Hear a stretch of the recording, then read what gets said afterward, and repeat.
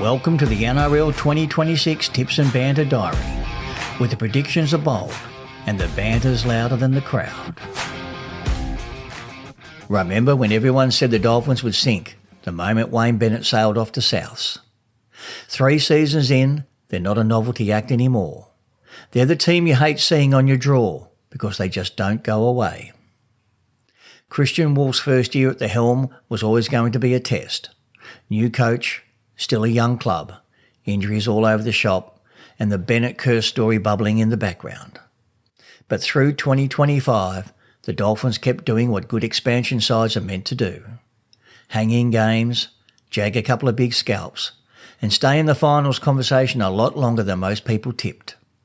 When they click, they don't just nibble, they take proper chunks out of you.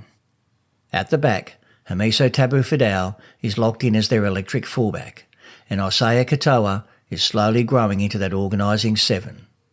Cody Nikorima can still steer a side around, and Jermaine Osako remains one of the best goal kickers in the comp.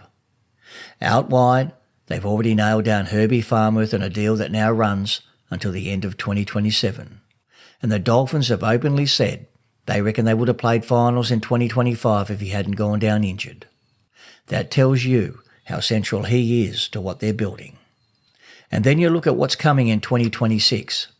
Selwyn Cobbo arrives from the Broncos on a 1-year deal, a genuine origin and test strike weapon who can play anywhere in the outside backs.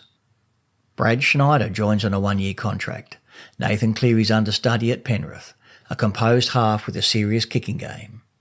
And in the middle, Morgan Knowles has signed a 2-year deal from 2026, reuniting with Woolf after their premiership run at St Helens. He's the classic hard-working, tidy school loose forward who just wins footy games.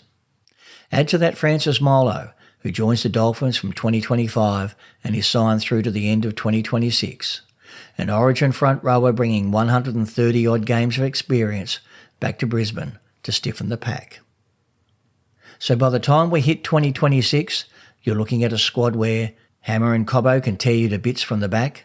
Farnworth is locked in as an elite strike centre. Katoa, Nikorima and Schneider give you genuine options in the halves. And a forward unit led by the likes of Knowles, Molo and Tom Gilbert looks anything but soft under the belly. This isn't just a feel-good expansion story anymore. It's a roster that on paper can go with just about anyone if they stay healthy. The big questions for 2026. Can Woolf turn all that depth into a settled spine? Can they tidy up those blowout days when they get on the wrong side of momentum? And can they finally turn hard to beat into locked-in top 8? Because if Cobbo fires, Schneider clicks, and Knowles brings that St Helens winning DNA with him, the Dolphins aren't just there to make up the numbers.